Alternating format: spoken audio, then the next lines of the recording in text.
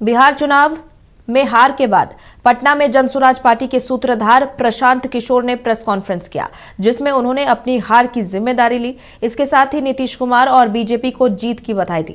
साथ ही कहा कि हम लोग सामूहिक तौर पर हारे हैं, आत्मचिंतन का समय है। वहीं उन्होंने कहा कि जनता ने अपने लिए अपना रास्ता चुना है। सिर्फ 3.5% वोट मिला है। उसकी प्रेस वार्ता में इतने प्रेस के साथी आए हैं, तो ये दिखाता है कि कुछ तो काम हम लोगों ने सही किया होगा। हम लोग बिहार आज से 3.5 साल पहले व्यवस्था परिवर्तन के संकल्प से आए थे। एक ईमानदार प्रयास किया है और उसमें बिल्कुल सफलता नहीं मिली, ये मानने में कोई गुरेज नहीं है।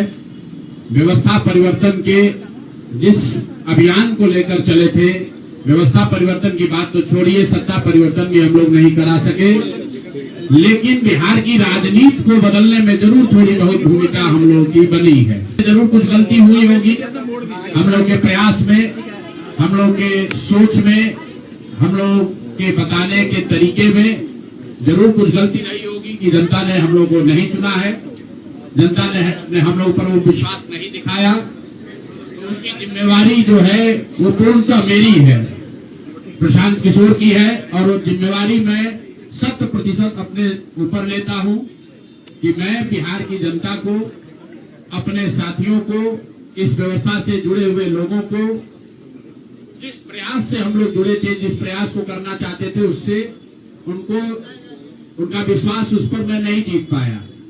हम लोग सामूहिक तौर पर हारे हैं और आत्मचिंतन का समय है। हम लोग भी चिंतन करेंगे। जो लोग जीत कर आए हैं उनको खूब बधाई। उन्होंने अपने लिए अपना रास्ता चुना है, अपने लिए सरकार चुन ली है।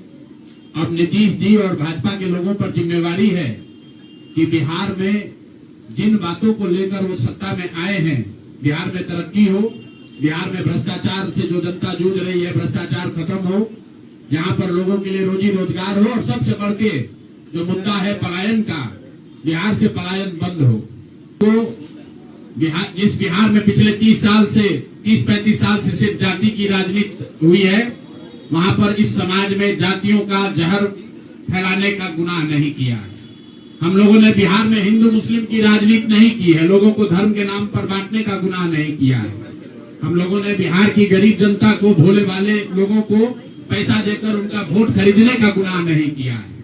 जिन लोगों ने ये गुनाह किया होगा, अगर वो आज जीत भी गए हैं तो उनको उसका हिसाब देना ही पड़ेगा। वो आज दे या कल दे, वो होगा ही होगा। वो मार दिया गया, लेकिन उससे महाभारत नहीं जीता गया। महाभारत जीता तो अंत में वही जो सही रास्ते पर था, जो धर्म के साथ था।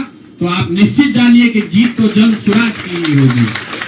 आज जरूर धक्का लगा है और उसके लिए जो कुछ भी कमी है उसको सुधारा जाएगा और उतनी ही ताकत से फिर खड़े होंगे।